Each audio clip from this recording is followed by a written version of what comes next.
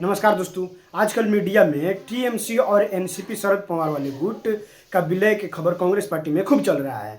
अब ये खबर इतना चल रहा है कि आप लोग पूछिए मत। अब इसी बात को लेकर एक बहस के दौरान कांग्रेसी प्रवक्ता और आम आदमी पार्टी के प्रवक्ता को एंकर ने इतना धज्जियां उड़ाया कि आप लोग पूछिए मत, स्वयं देख लीजिए।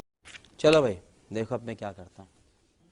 निखिल जैन भैया, जिस तरह के बयान दिए जा रहे हैं, अशोक गहलोत का बयान, नाना पटोले, सभी पार्टियां कांग्रेस में शामिल हो जाएं, दिल से राहुल गांधी को जो है अपना नेता स्वीकार कर लें, क्या ये पैनिक है? क्या इस बात का एहसास हो गया है 12 साल में कि मोदी को तो हरा नहीं सकते हैं इस तरह से, तो इसलिए अब नए फॉर्मूले का इंतजाम किया जा रहा है? अशोक जी, जब जनता पार्टी में जनसंघ मिला और बाकी पार्टियां मिली तब क्या वो पैनिक था? जब येदियुरप्पा ने अपनी पार्टी वापस बीजेपी में मिला ली तब क्या वो पैनिक था? जब भी कभी भी दो पार्टियों का विलय होता है तो क्या वो पैनिक होता है या ये होता है कि उनकी विचारधारा मेल खाती है और उनका एक कॉमन ऑब्जेक्टिव है? यहाँ पर कॉमन ऑब्जेक्टिव है देश का लोकतंत्र बचाना। अब आपने इतने सारे बाइट चला दिए, इतनी सारी चीजें दिखा दी, अब वो खबर तो दिखाना भूल गए कि कैसे आज कलकत्ता में एक आग लगी जिसमें 4000 ईवीएम जल के राख हो गए। अच्छा, ठीक है। आप ये खबरें तो दिखाना भूल जाते हैं कि किस तरीके से 20 टीएमसी के सांसद बीजेपी की तरफ चले जाते हैं, माफ कीजिएगा, टीएमसी के सांसद बीजेपी की तरफ चले जाते हैं और उससे कोई नहीं पूछता कि भाई एकदम से सारी गलतियां तुम्हें आज क्यों याद आ गई ममता बनर्जी और आकाश बनर्जी की। इन चीजों पे तो कोई सवाल नहीं खड़े हो रहे। किस तरीके से मीनाक्षी नटराजन का नॉमिनेशन एक डीएम ने कैंसिल कर दिया, राज्यसभा की जो सांसद जानी चाहिए थी कांग्रेस से, ये कह के कि आपका पर्चा पूरा नहीं था, जबकि बीजेपी के जो कैंडिडेट थे उनका भी पर्चा पूरा नहीं था, उन्हें समय दिया गया, मीनाक्षी नटराजन का कैंडिडेचर खारिज कर दिया गया।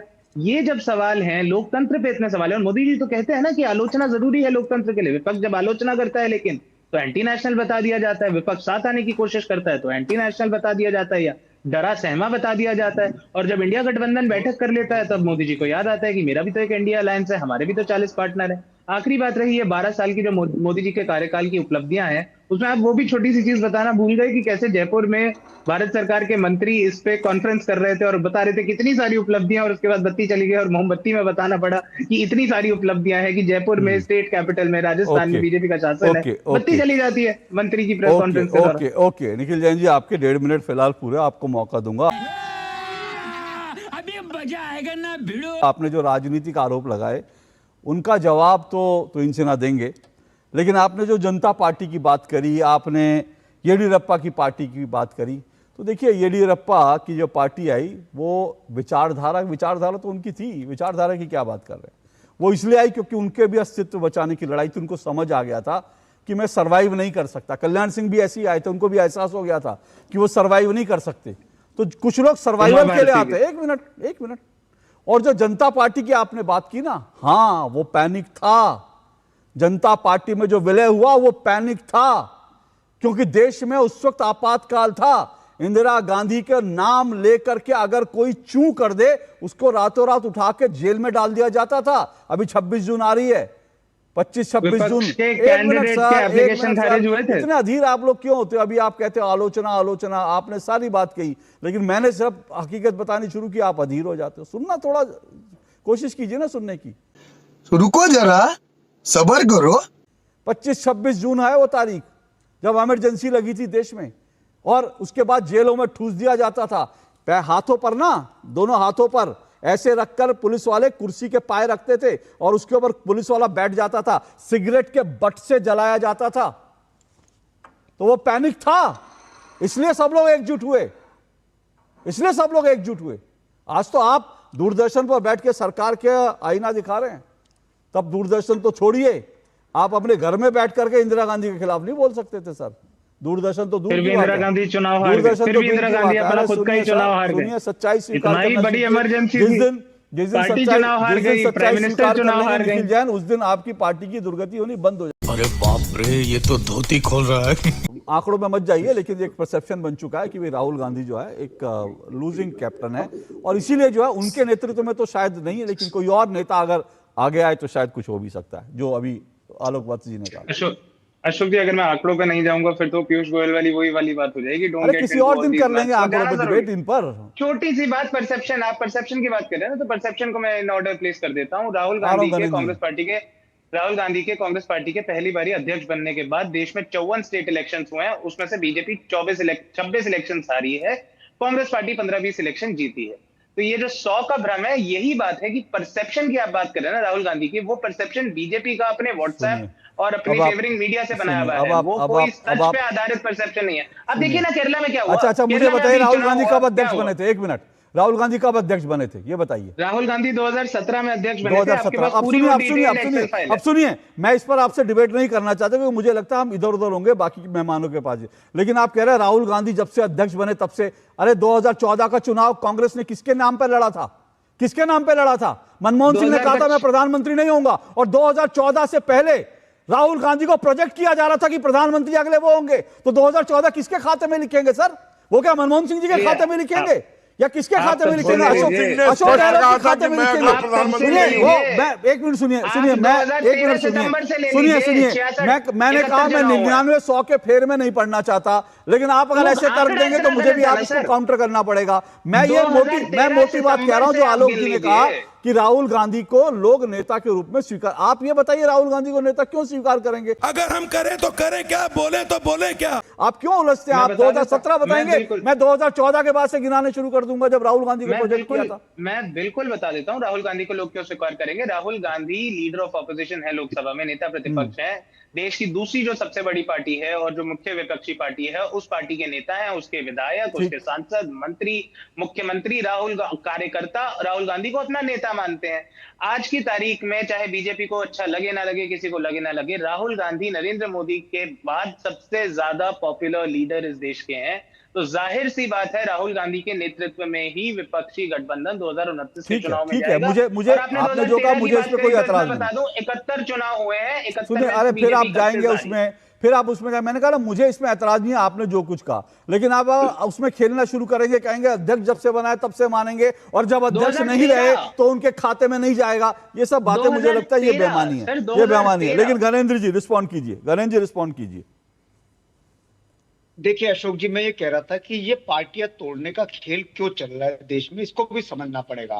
भारतीय जनता पार्टी के पास 2/3 मेजोरिटी नहीं है। अभी इनका डिलिमिटेशन बिल गिरा था, देश के लोगों ने भारतीय जनता पार्टी को 2/3 मेजोरिटी का जनादेश नहीं दिया। अब ये दूसरी पॉलिटिकल पार्टी तोड़ के 2/3 मेजोरिटी पाना चाहते ताकि देश का संविधान बदले, देश का कानून बदले। अच्छा ठीक है, भारतीय जनता पार्टी ने ये नारा दिया था 400 पार, वो तो हुआ नहीं, लेकिन अब विपक्ष के दलों को तोड़ के उनके सांसदों को भारतीय जनता पार्टी में शामिल करा के भारतीय जनता पार्टी देश के संविधान को बदलना चाहती है। हम सब इसके खिलाफ है। देश के लोगों को भारतीय जनता पार्टी की नीयत का पता चल गया कि भारतीय जनता पार्टी सिर्फ और सिर्फ देश के संविधान को बदलने के लिए कभी टीएमसी को तोड़ रही है, कभी आम आदमी पार्टी को तोड़ रही है, कभी दूसरी पॉलिटिकल पार्टी की तरफ कर रही है। भारतीय जनता पार्टी का सुनियोजित षड्यंत्र है। देश के लोग इस षड्यंत्र को सफल नहीं होने कहना चाहते हैं भारतीय जनता पार्टी को।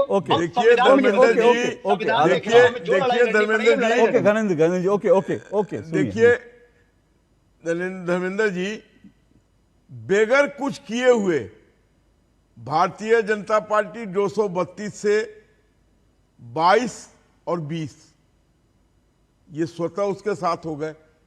किसके पास गई थी भारतीय जनता पार्टी कहने की मेरे पास आ जाओ? तो आज उसकी फिगर कहां चली गई है? ये किसके कारण गई है? कौन है ये लोग? कब भारतीय जनता पार्टी ने उनको कहा कि मेरे साथ आ जाओ? तोड़ दी क्या इन्होंने? नहीं, कब कहा कि आ जाओ मेरे साथ? नहीं, आप बताओ, आप क्या कह रहे हो? कांग्रेस ने डीएमके को वहां छोड़ा, तो डीएमके ने कहा हम इंडिया गठबंधन में है ही नहीं। तो अगर इंडिया गठबंधन में नहीं है तो किसके साथ जाएंगे? और टीएमसी के विधायकों ने, टीएमसी के एमपी ने कहा कि बेगर विदाउट एनी कंडीशन हम अशोक श्रीवास्तव जी बहुत बड़े पत्रकार हैं। तो उनकी तो फिगर 235 मैं इसको थोड़ा सा एक मिनट आपका सम्मान गिरता है अगर आपकी डिबेट में कोई झूठे फैक्ट लगेगा। एक मिनट मैं इसको थोड़ा आसान कर देता हूँ, मैं इसको थोड़ा आसान, एक मिनट मैं इसको थोड़ा आसान कर देता हूँ। देखिए, हर चीज का दोष बीजेपी पे डालना बड़ा आसान है कि बीजेपी तोड़फोड़ कर रही है, बड़ा आसान है। लेकिन आज सर मैं गणेंद्र जी को उन्हीं की पार्टी का उदाहरण दे देता हूं। अगर गणेंद्र जी की पार्टी, अगर अरविंद केजरीवाल जो वास्तव में मोदी के विरोधी हैं, कट्टर विरोधी हैं, जो पहले पत्रकार थे तब कट्टर विरोधी थे, आम आदमी पार्टी में गए तब कट्टर विरोधी हैं, आज भी जो है जो पत्रकार फिर से बन गए वो कट्टर विरोधी हैं।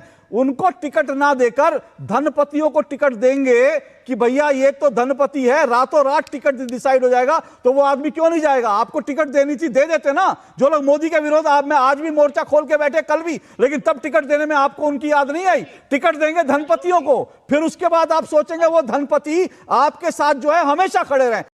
बात तो सही है। तो सर मैं बार बार कह रहा हूं, एक दिन में सुपड़ा साफ हो गया सर मैं एग्जैक्टली मैं यही कह रहा हूं, अपने अंदर चाहे टीएमसी हो आम आदमी पार्टी हो, अपने अंदर झांक लीजिए कि आप लोगों से लोग क्यों जा रहे हैं। बार बार बीजेपी पे दोष मत देना, बड़ा आसान है, बीजेपी तोड़फोड़ कर रही है। अरे आप ऐसे लोगों को टिकट क्यों देते हैं जो 2 मिनट में टूट जाते हैं? कहां से लाते हैं ऐसे लोग? मजबूत लोग लाइए, नहीं मिले तो हमसे आलोक जी से पूछ लीजिएगा, आपको ऐसे 10 मजबूत लोग दे देंगे। कितना धन उगाही किया था हमसे, कितना धन उगाही किया था ब्रिजमोहन जी, कब से आपके पार्टी के लोग थे, वो कब से पोस्टर साधते थे रोड पर, वो कब से रोड पर घूमते थे आपके साथ। अरे गणेंद्र जी, यहाँ एक मिनट सुनिए। अरे गणेंद्र जी, आप और किसी को नहीं, या निखिल जैन बैठे उन्हीं को राज्यसभा भेज देते, वो आपके साथ खड़े रहते। मोदी नरेंद्र मोदी के विरोध में बोलते, लेकिन आपको तो खत्म।